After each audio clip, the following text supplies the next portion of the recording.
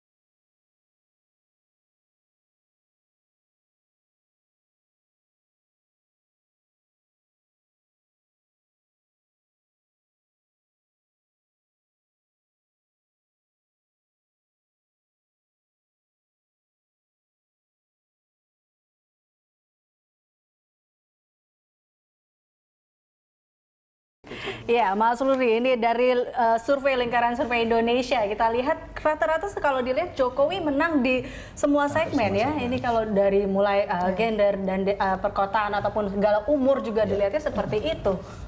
Ya, kalau untuk semua segmen ini memang ini distribusi dari hasil elektabilitas ya, bahwa elektabilitas Jokowi sekarang Jokowi JK masih unggul dengan Prabowo Hatta ya. Tapi secara di breakdown, ketika kita breakdown ke beberapa segmen ini memang mereka masih unggul di semua segmen ya. Di laki-laki perempuan Jokowi masih unggul ketimbang Prabowo Hatta. Lalu juga di segmen desa kota pun juga seperti itu. Jokowi tapi lebih unggul di desa, sedangkan Prabowo lebih unggul di segmen perkotaan. Lalu juga ketika di segmen umur pun juga Prabowo Hatta ini banyak juga pemilih-pemilih baru yang memilih mereka ya, karena mungkin ini duet yang agak unik juga karena ya. Seperti itu. Tapi kalau Jokowi ini hampir merata di hampir semua segmen. Nah, Bu Siti Zuro, ini kalau kita lihat tadi kalau hasil survei mengatakan ini hampir rata di semua segmen. Nah, menurut Anda melihatnya seperti apa ini? Iya, saya mewanti-wanti ke lembaga survei ini ya. Biar pahit saya harus katakan, karena jangan sampai terulang survei yang ada di Pilkada DKI Jakarta yang lalu, tahun 2012 yang mengatakan bahwa satu putaran Pak Fauzi Bowo harus menang, ternyata semuanya tidak. Dan di situ saya sudah berargumentasi bahwa tidak semudah itu mengantisipasi 6 pasangan calon. Bagaimana rumusnya? Cuman satu kali dan dimenangkan oleh Pak Foke. Itu mungkin sebabnya akhir-akhir ini mungkin Pak Capres akhirnya tidak memunculkan survei itu juga. Mereka membuat survei sendiri akhirnya. Oleh karena itu melalui Mas Ruli ya, kita mintakan memang survei ini betul-betul adalah cerminan dari ekspresi atau apa yang dirasakan oleh masyarakat dari semua lapisan tadi itu. Karena survei ini harus secara akademik bisa dipertanggungjawabkan.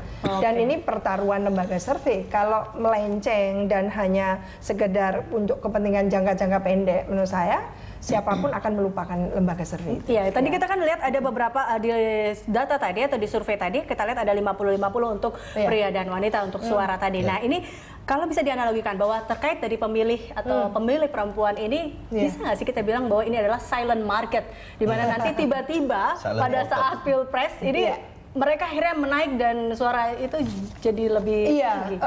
Ini kan masih dinamis ya Mbak ya, masih berapa hari lagi ya. Mungkin sekitar 29 hari ya kampanye itu sendiri, dan dalam dinamika seperti ini sampai menuju 9 Juli yang akan datang itu apapun bisa happen gitu ya, bisa terjadi. Oleh karena itu memang dua pasangan calon ini harus hati-hati, tidak menghalalkan semua cara, yang itu yang penting. Jadi kalau konsistensi ya, sekarang kan sudah mulai disampaikan kepada Pak Jokowi di media kan, be yourself Pak, gitu kan.